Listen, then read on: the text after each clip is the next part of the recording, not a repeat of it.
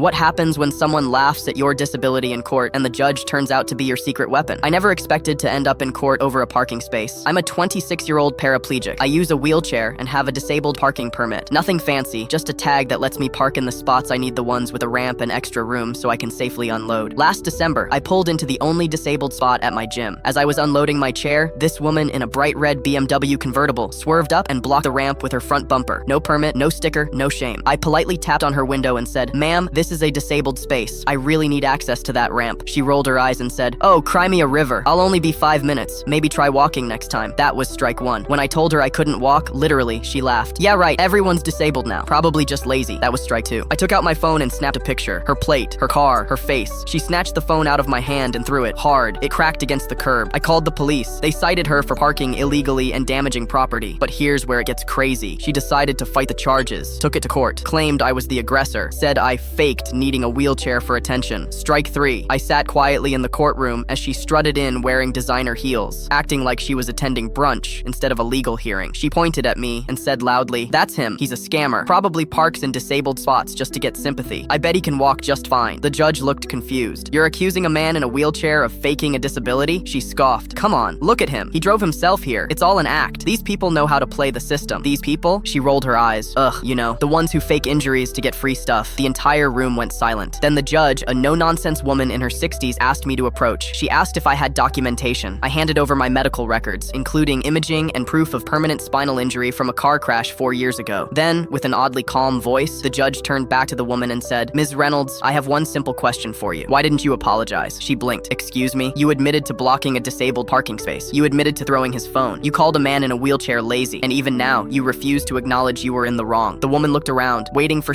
anyone to defend her, but the courtroom was silent. Then came the twist. The judge leaned forward and said, "Ms. Reynolds, my sister uses a wheelchair. I helped raise her, and I've seen firsthand what it's like when the world is built to ignore your existence." The woman's mouth dropped open. "You're not here because of a parking violation. You're here because you assaulted someone and then came to court to mock his disability. That's not ignorance, that's cruelty." Ms. Reynolds tried to speak, but "No," the judge interrupted. "You've done enough damage. This court finds you guilty of destruction of property, violation of ADA parking laws, and civil harassment." She banged the gavel once. "Fine of $4,000, 50 hours of community service specifically at a disability resource center, and court-ordered sensitivity training." But the best part? The judge turned to me and said, "If you'd like to press further civil charges for emotional distress, I'll personally authorize the motion." I didn't need to. The look on Ms. Reynolds' face as she was escorted out said it all. Public humiliation, poetic justice, and a courtroom that for once wasn't going to tolerate cruelty disguised as arrogance. As I left the building, the court bailiff held the door for me and whispered, "That might have been the most satisfying thing I've seen all year." Same here.